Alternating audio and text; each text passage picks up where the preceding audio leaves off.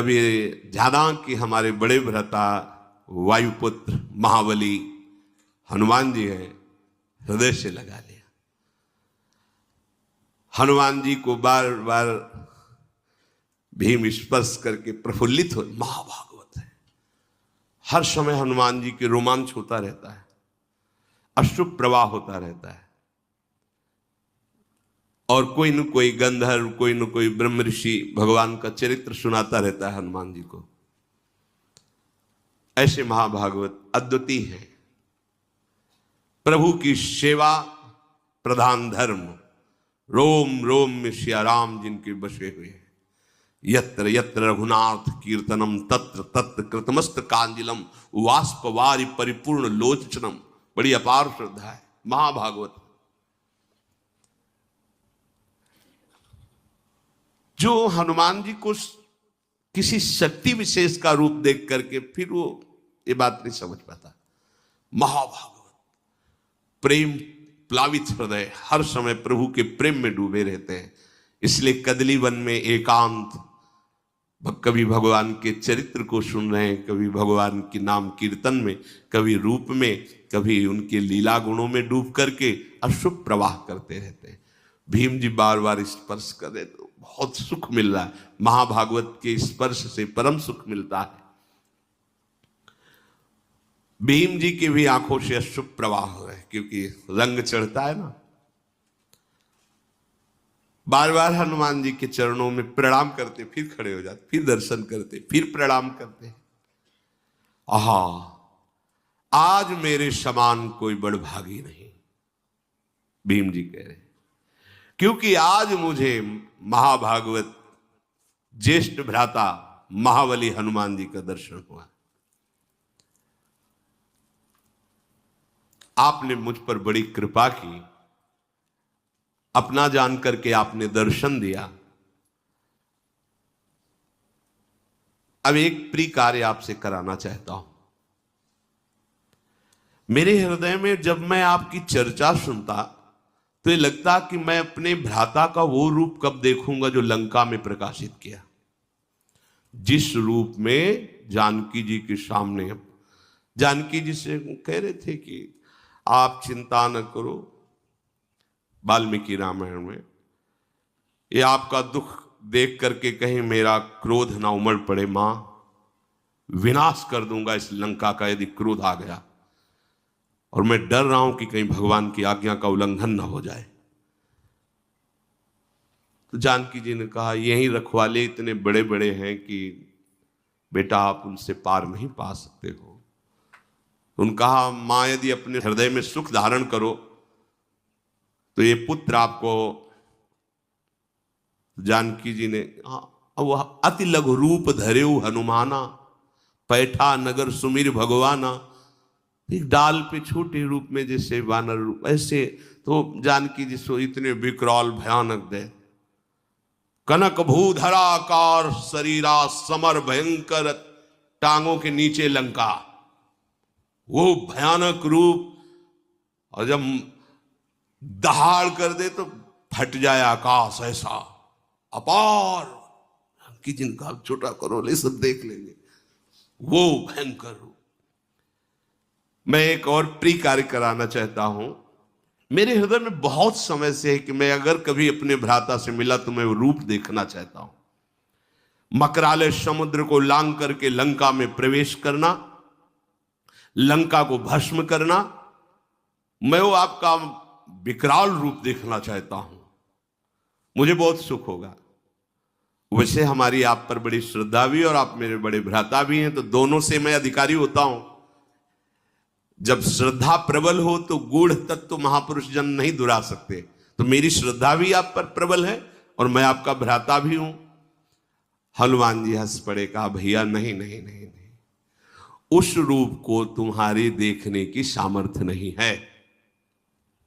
कोई भी त्रिभुवन में उस रूप को देखकर धैर्य धारण नहीं कर सकता। और फिर वो समय कुछ और था, अब समय कुछ और है, छोड़ो वो बात। देखो, युग धर्म का प्रभाव होता है। हनुमान जी महाराज ने कहा, वो त्रेता था, उस समय का प्रभाव कुछ अलग था। अब धीरे धीरे ये द्वापर का समापन होने जा रहा है, कलयुग आ रहा है, इसके प्रभाव से सब कुछ नष्ट हो जाएगा। अब वो मेरे में सामर्थ्य कहाँ कि मैं रूप दिखा सकूं, इसलिए तुम ऐसा, जैसे वो कह रहे थे मैं बूढ़ा हो गया हूं कैसे उठूं, ऐसे ही वो छुपाना चाहते कि काहे को भयभीत हो जाएंगे अभी देख के। पर्वत नदी वृक्ष सिद्ध देवता महर्षि ये सभी युग धर्म का अनुसरण करते हैं। युग धर्म के अनुसार शरीर बुद्धि बल साधना बल इन सब में न्यून या अधिकता आती है, जैसा समय होता है उसके अनुसार। तुम मेरे उस रूप के देखने का आग्रह मत करो, क्योंकि मैं भी समय का ही अनुसरण करता हूं। अब वो समय नहीं रहा रूप दिखाने वाला। भीमसेन ने कहा प्रभु आप ऐसा समय को क्यों इतना बलवान बता रहे हैं, आप तो सर्व सामर्थ्यशाली हैं। हनुमान जी ने कहा था पहले सतयुग था, उस सतयुग में उस समय में सबके अंदर धर्म था, इसीलिए उसका नाम कृतयुग पड़ा। सब धर्म युक्त आचरण करते थे, कोई एक भी नहीं था जिससे पापाचरण हो। मनुष्यों में सब धर्मात्मा थे और सब ध्यान परायण थे। सतयुग में प्रधान साधना ध्यान की थी। तदाकार वृत्ति प्रभु में कृतम एव सर्व शुभम यस्मिन युगे कृतयुगे, जिसमें केवल शुभ ही शुभ धर्म में कर्म हो उसका नाम कृतयुग मतलब सतयुग। कहीं भी किसी व्यक्ति में धर्म का ह्रास नहीं देखा जाता था। माता पिता के रहते हुए संतान कभी नहीं मरती थी, लेकिन समय का परिवर्तन सबका परिवर्तन कर देता है। धर्म का ह्रास होने लगता है, माता पिता के सामने बालक मरने लगते हैं। कृतयुग में कोई द्वेष नहीं करता था, भेदभाव नहीं था, किसी भी अन्न का दूध का क्रय विक्रय नहीं होता था, बेचना खरीदना ये सब। ये तो हम अपने बाल्यावस्था में भी ऐसे कुल में पैदा होकर दूध बेचता है, अपराध सा साबित होता था। गाय का जिसे दूध आदि ये तो व्यवहार में बंटता था। 8-10 जैसे गाय है तो आसपास के 2-4 लोग दूध ले जाना, मठा ले जाना, ये ऐसे व्यवहार में, बेचने का नाम नहीं। दूध घी बेचना मतलब एक तरह से न्यून माना जाता था, ये ठीक नहीं है, वो अपने धर्म से नहीं चलता, दूध बेचता है, ऐसा माना जाता था। इस युग में जो कृतयुग है इसमें कभी किसी को रोग नहीं होता था, इंद्रियों का बल क्षीण नहीं होता था, क्योंकि कोई अधर्म नहीं करता था, कोई दोषों को स्वीकार ही नहीं करता था, किसी में दोष दिखाई नहीं देते थे, कभी किसी को दुख से रोते हुए नहीं देखा गया। सब धर्म परायण, किसी में घमंड नहीं देखा गया, किसी में धर्म विरुद्ध विकार नहीं देखा गया, कहीं कोई कलह विग्रह झगड़ा ये सब नहीं देखा गया। सब योग का आश्रय लेकर परब्रह्म परमात्मा भगवान श्री हरि के ध्यान में निमग्न रहना, सदा सबकी वृत्ति प्रभु में लगी रहती थी, सब प्रभु की सेवा में, सब सनातन धर्म के अनुयायी। अब जब त्रेता लगा तो उसमें एक चरण का धर्म का नाश हो गया। भगवान की उपासना भी त्रेतायाम यजते मखई, प्रधान यज्ञ क्रिया हो गई। पहले में ध्यान, दूसरे में यज्ञ क्रिया हो गई। यज्ञ करना, धर्म करना, सत्कर्म करना, संकल्प करना, वेदोक्त दूसरों को दान करना, ये ऊपर नहीं, ऊपर सब एक ही धर्म में भगवत चिंतन परायण, सब स्वस्थ, कहीं किसी में कोई अधर्म नहीं। लेकिन त्रेता में ऐसा, त्रेता युग में दान तपस्या यज्ञ और धर्मयुक्त आचरण पर क्रियापरायण। जब द्वापर लगा तो 2 धर्म के चरण क्षीण हो गए, इसमें पूजा प्रधान हुए। ऋक यजु साम अथर्व वेद को 4 भागों में बांटा गया।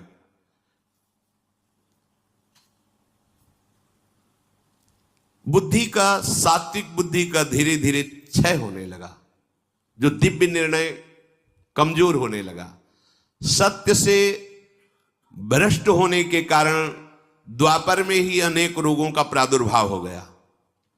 मन में विशुद्ध कामनाएं पैदा, जहां भागवतिक होती थी, ये आराधना, वहां भोग कामनाएं पैदा होने लगी। बहुत से दैवी और प्राकृतिक उपद्रव शुरू हो गए, रोग आदि शुरू, ये कृतयुग में नहीं थे। अब जो आगमन होगा भी कुछ दिनों बाद, हनुमान जी कह रहे, क्योंकि भीम से बात करें, ये द्वापर का अंतिम चरण है। ये जो कलयुग आएगा तो इसमें एक ही चरण रह गया, 3 चरण धर्म के नष्ट हो गए। इसमें प्रायः लोग तमोगुणी और रजोगुणी ही रहेंगे। भोग वासना की प्रधानता रहेगी, उपासना की नहीं। तभी तो कोई बिरले। वैदिक सदाचार लुप्त, व्याधि, आलस्य, प्रमाद, क्रोध, हिंसा, दोष, शारीरिक रोग, मानसिक रोग, भूख, प्यास, भय, उपद्रव, ये प्रधान गुण हैं कलयुग के, ये प्रधान गुण हैं। इसमें कलयुग में धर्म का धीरे धीरे पूर्णतया ह्रास हो जाता है।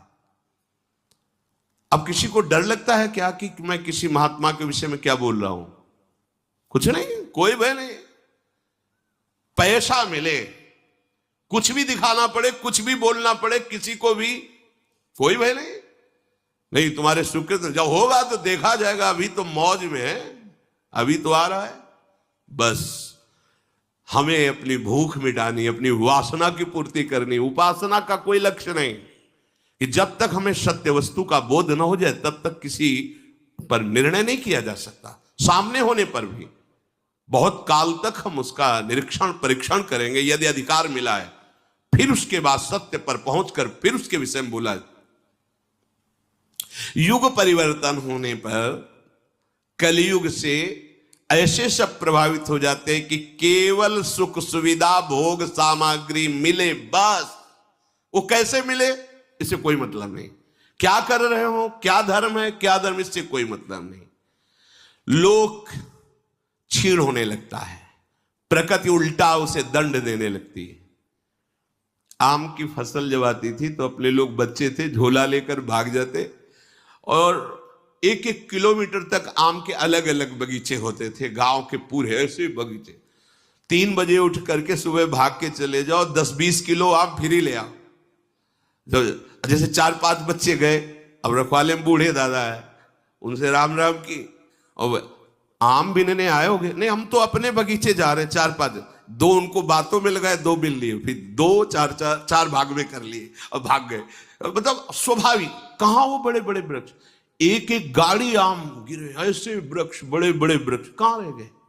जितने रसाल हैं, जितने रस वाले जो वृक्ष हैं, जो पूज्य वृक्ष हैं, वो अंतर्ध्यान हो, प्रकृति परिवर्तित होती चली जा रही। जब वर्षा होनी चाहिए तो बूंद नहीं, धूल उड़ रही, और जब फसल पक के तैयार है तब वर्षा हो रही है, सब नष्ट हो रही प्रकृति। क्यों? क्योंकि धर्म का ह्रास, प्रभाव मनुष्य को कमजोर कर देता है। ये आगे जो कलयुग आने वाला है, इसमें कोई चिरजीवी नहीं होगा। भारी तपस्या भारा, कितने साल को बोले? 20 साल। क्या बोले? High blood pressure, low blood pressure, 500 sugar, और कितना चाहिएगा बेचारा है? अब तो यार दिखाई दे रहा है, केवल पैंट शर्ट दिखाई दे रहा है, उनमें जांग कितनी है तो समझे में नहीं आ रहा है। गांव में जैसे खेत की रक्षा के लिए नहीं धोख खड़े किए जाते थे, ऐसे नजर आ रहे। हाँ, मतलब वो चलते हैं तो बस वो कपड़ा ही हिलता नजर आता है टांगों का। वहां कोई कि भाई यौवन शक्ति से संपन्न तेजो में, ऐसा तो नजर नहीं आता है। क्यों? क्योंकि पिज्जा बर्गर खा करके और नाना प्रकार की कुविचार धाराओं वाले दृश्य देख करके वो अपने आप को खो रहे हैं। उनके अंदर संयम, जितेंद्रियता, पवित्रता, उसका परिणाम यह है कि नए नए बच्चे आकर प्रश्न करते हैं, मैं आत्महत्या करना चाहता हूं, इतना कमजोर हो चुका हूं, इतना ग्लानि से युक्त हो चुका हूं।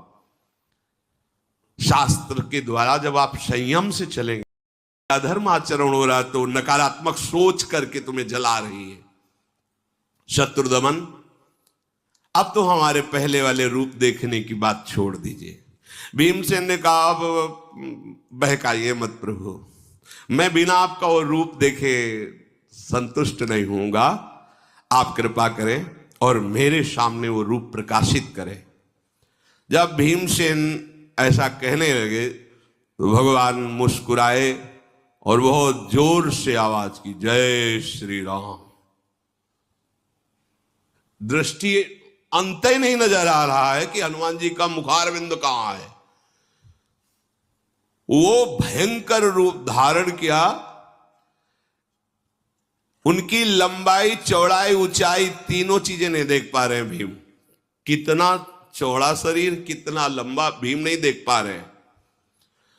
कदली वन को लांघकर गंधमादन घुटनों तक आ गया। गंधमादन पर्वत, ऐसा नहीं है, गंधमादन पर घुटनों तक आ गया। हनुमान बोले बस करें या और बढ़ाएं। उनका इतना विशाल स्वरूप देव, लाल आंखें, विकराल दाढ़े, और उनकी श्वास ऐसी चल रही थी जैसे प्रचंड तूफान चल रहा हो। हनुमान जी की श्वास, भौहें तन गई क्योंकि विकराल रूप देखना चाहते थे। और पूंछ को हिलाकर जो फटकारा, ऐसा लगा कि आकाश फट जाएगा, ऐसी आवाज प्रकट हुई। हनुमान जी के सामने जैसे सहस्त्रों सूर्य उदय हो गए, ऐसा तेज प्रकट है। पूरे कंचन बरन विराज सुविशा, सुवर्ण में मेरु पर्वत 4 लाख योजन का है, छाती के सामने है, और ऊपर हनुमान जी है। भीमसेन की आंखें बंद हो गई, घबराहट पैदा हो गई। हनुमान जी मुस्कुरा कर कहे कि मेरा ये स्वरूप अभी पूरा नहीं है। इतने में ही तुम्हारा हृदय घबरा गया, आंखें बंद हो गई। मैं इससे दुगना भी बड़ा हो जाऊं, मैं जितनी भावना करूंगा मेरा रूप उतना ही बड़ा होता चला जाएगा। जैसा मैं सोचता हूं वैसा ही उसी समय रूप धारण कर लेता हूं। भीमसेन जी ने देखा कि सुमेरु पर्वत को भी लांघ करके ऐसा भयंकर रूप। भीमसेन घबराहट से बैठ गए, मतलब धरती को पकड़, केवल देखने मात्र से। फिर धीरे धीरे हिम्मत की, हाथ जोड़े और खड़े होकर कहा, हे महाभागवत, मेरी अब सामर्थ्य नहीं है, आप अपने रूप का स्मरण कीजिए, मैं इस रूप को नहीं देख पा रहा हूं। घबरा गए जैसे अर्जुन जी, प्यारे लाडीले कृष्ण सारथी बने बैठे हैं, हे कृष्ण, हे सखे, ऐसे बात करते हैं। तो बताते बताते फिर कहा, देखो मैं कौन हूं जो अब समस्त दिशाओं को आच्छादित करके विकराल वो। आप कौन है प्रभु? बोले, बढ़ा हुआ काल का भी महाकाल। ऐसे अर्जुन पसीना पसीना कांप गए।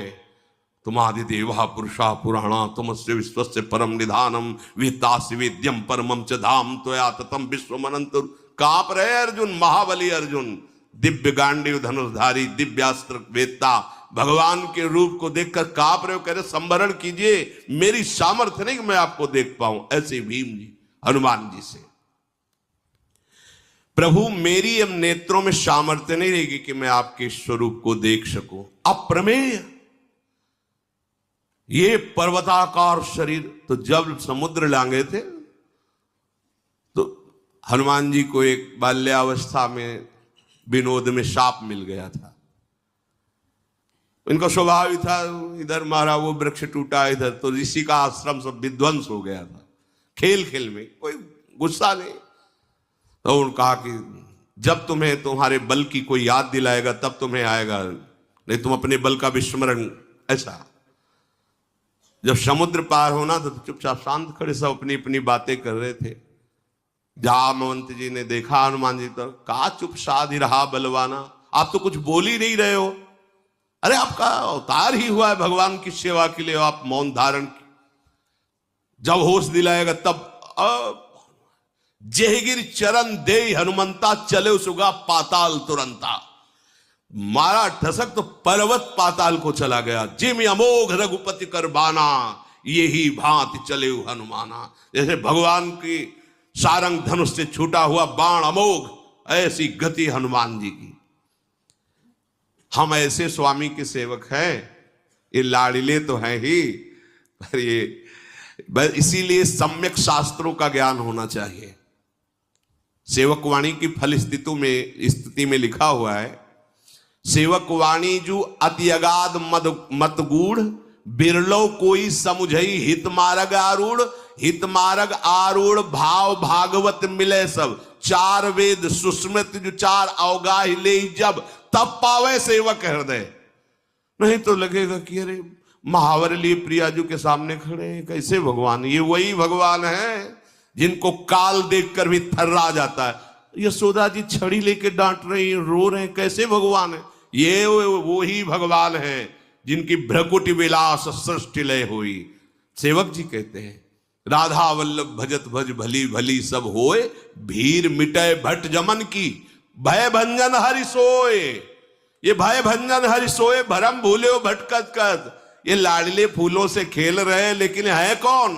सोई वही हरि है, जिनके बल से सब बलवान हैं, जिनके भय से सूर्य तपता है, जिनके भय से मृत्यु अपना काम करती है। ये वही प्रभु है, कोई और थोड़ी। वही हमारी प्रियाजू की भ्रकुटी के तन जाने पर हाथ जोड़कर विनय पूर्वक वहां लाडली को मनाते हैं। इसीलिए हमारे माई श्यामाजू को राज। प्रभु श्री भीम जी बोले, मेरे मन में एक बात आ रही है कि इतना महान बल, इतने महान आप हो, और आपने रावण को मारा नहीं। ये रूप देख के तो लगता है कि प्रभु कोई आपके सामने नहीं टिक सकता। फिर भगवान श्री राम को प्रयास करना पड़ा मारने के लिए। मुझे तो ऐसा लग रहा है कि आप अगर अपने बाहुबल का प्रयोग करें तो त्रिभुवन का विनाश कर सकते हैं। मारुति नंदन, अपनापन करके मैं पूछ रहा हूं कि आप समर्थ होते हुए रावण को क्यों नहीं मारा? सियाजू को क्यों नहीं वापस ले आए? भीम के ऐसा कहने पर कपिश्रेष्ठ हनुमान जी मुस्कुराते हुए बोले, सेवक का परम धर्म है कि स्वामी का यश हो, ऐसे ही कार्य करना चाहिए। बड़ी गूढ़ बात, ज्ञानी नाम अग्रगण्यम। सेवक का परम धर्म है ऐसे ही आचरण करे, बर्ताव करे, जिससे उसके स्वामी का यश हो। तुम ठीक कह रहे हो, ये अधम राक्षस रावण मेरे सामने भुनगे के समान था, मैं उसे ऐसे पीस सकता था, ऐसे। किंतु संपूर्ण लोकों में मेरे स्वामी की कीर्ति में बाधा पड़ जाती। हाँ, रावण ने सियाजी चुराया और हनुमान जी वापस सियाजी को लाए और रावण का विनाश किया। ऐसा नहीं, स्वयं मेरे प्रभु ने विनाश किया। ये सेवक की चतुराई। जब वापस लौट करके लंका से आते हैं तो एक सुग्रीव जी का बगीचा था, जिसमें मनमानी सब फल पाते हैं। सूचना पहुंची कि पहरेदारों को भी पीट करके जितने भी आपके प्रधान वो सब फल खा रहे हैं। सुग्रीव जी आनंदित हो गए।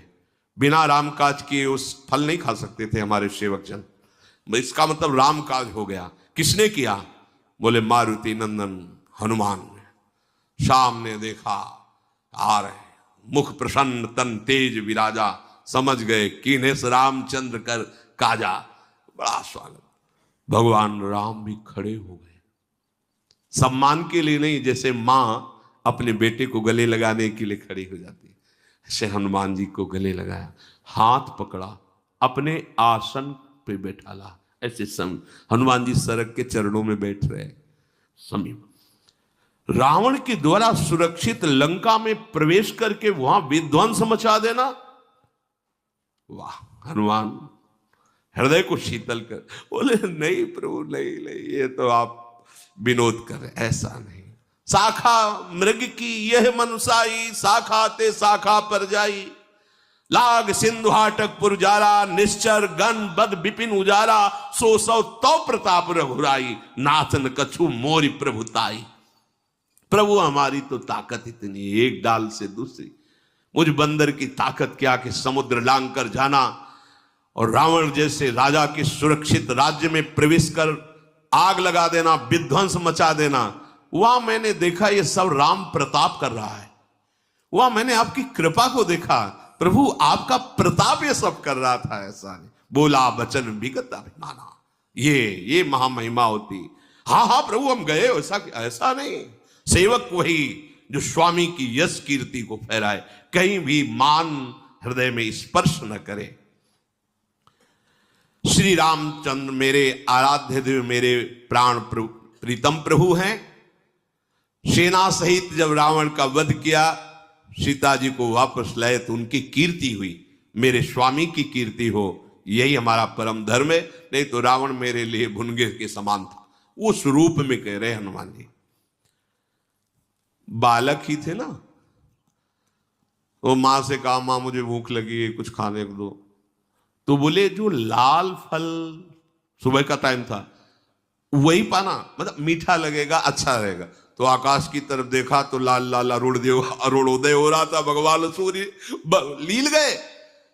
अरे सब देवता प्रकट हो गए महाराज, अब ये कोई फल है खा ले। बाल्यावस्था में सूर्य भगवान को मुख में ले, महाबली महाप्राज्ञ, तुम अपने भाई का प्रिय एवं हित करने में तत्पर रहो। हनुमान जी ने भीम से कहा, वायु देवता सदैव तुम्हारी सुरक्षा में है, तुम उनके पुत्र हो। मैंने इसलिए यहां रोका है कि आगे सौगंधिक वन ये दिव्य देवताओं द्वारा, बड़े बड़े ऋषि मुनियों द्वारा सेवित है। कहीं ऐसा ना हो जाए कि तुम्हारे द्वारा अपराध बन जाए, कोई ऋषि शाप दे दे। और तुम जिस फूल के लिए आए हो, वो फूल का ये रास्ता है, यहां से सरोवर मिलेगा, शास्त्रों फूल है, बलवान हो तुम ले सकते हो जाकर, पर इस मार्ग से मत जाओ क्योंकि यहां तुम्हें साप मिल सकता है। तो वन में प्रवेश करे तो वहां मंत्र जाप करते हुए और नमस्कार मुद्रा में प्रवेश करे। तुम यहां ना मंत्र जाप कर रहे थे, ना नमस्कार मुद्रा थी, बल ऐसा नहीं। आगे जो देव मार्ग में ऐसे नहीं चल, जैसे गुरुजनों के पास जैसे जाया जाता है, उनकी डेवड़ी से हाथ जुड़ गए, ग्रीवा झुकी, बिल्कुल दैन्य एक तिनके के समान दासत्व भाव लेकर जाया जाता है। ऐसा थोड़े कि वहां और थोड़ा हिड़ा के छाती ऐसे के हाँ हमें क्या कमी, ऐसा नहीं। जितना झुकोगे उतना उठ जाओगे और जितना उठोगे उतना झुक जाओगे। ये ऐसे दरबार है आराध्य देव का, गुरुदेव का, महापुरुषों का। यहां जितना झुकोगे उतना उठ जाओगे और जितना उठोगे उतना झुक जाओगे। बस देखना है।